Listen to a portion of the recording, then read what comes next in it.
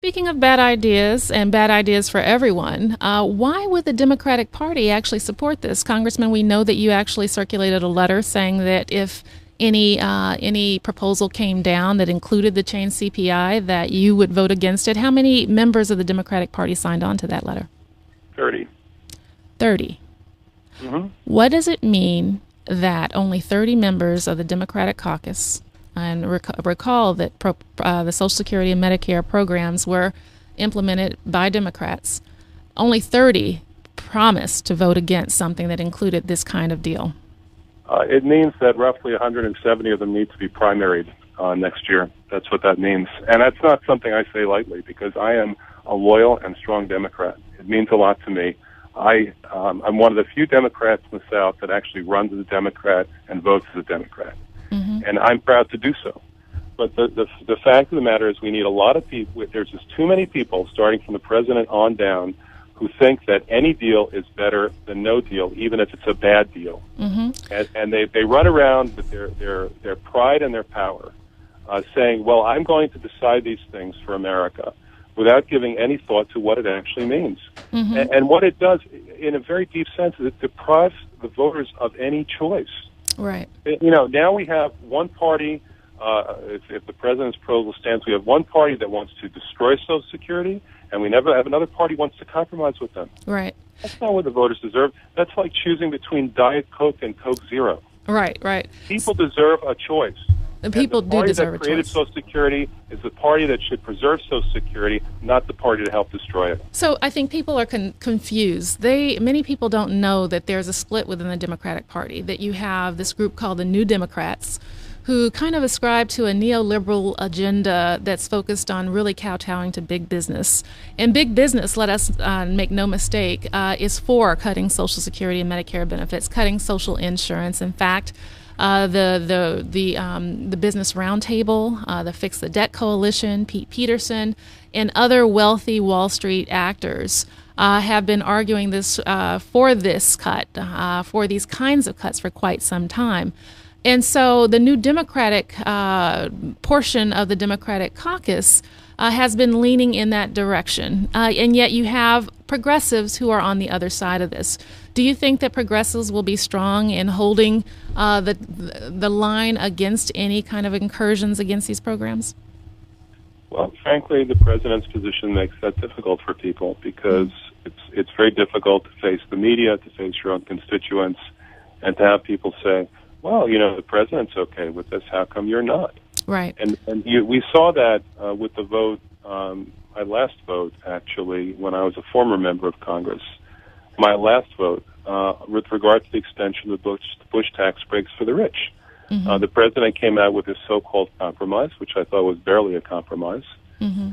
and extended the Bush tax breaks for the rich for 2 years, and cut out the legs from under those progressives who said, no, it's not doing any good. They're not creating any jobs. They're simply stuffing more money into the pockets of the rich, the millionaires, the billionaires, the multinational corporations. Right. And we if we're serious about doing something about deficit, we have to end this now. And the president supported it. So the result of that was that 95 Democrats voted for it, and 95 Democrats voted against it. It split the party right down the middle. And that's what happens when our leader is essentially adopting the other side's talking points. We've now reached the point where the Republicans are holding a hearing this week in the House. The Republicans are holding a hearing in the House about all of the cuts in Social Security and Medicare that they say the president supports. Right. And it's so true. He's providing cover for them and making it impossible for us to, or at least very difficult for us to make progress toward taking back the House. Well, that is the primary question. Why would Nancy Pelosi go along with something like this, knowing that her members actually have to face re-election and that they're seeking to take back the House, and that a majority of the American public, Democrat, Republican, and Independent, actually support these programs? Well, if you look at the polling, it's remarkable. If you ask the question straight up, do you support cuts in Social Security and Medicare benefits? An absolutely overwhelming number of Americans say no. Something on the order of 80 or almost 90% say no to that question. Right. And then if you spin the question a bit and you say, do you support cutting Social Security and Medicare benefits in order to reduce the debt and rein in our deficit? The answer is still no, and it's still overwhelmingly no. It's something on the order of 70 to 75% no, even if you twist and spin the question that way. Right. And then, so the question is, like, how could anybody possibly believe this is politically intelligent? Right.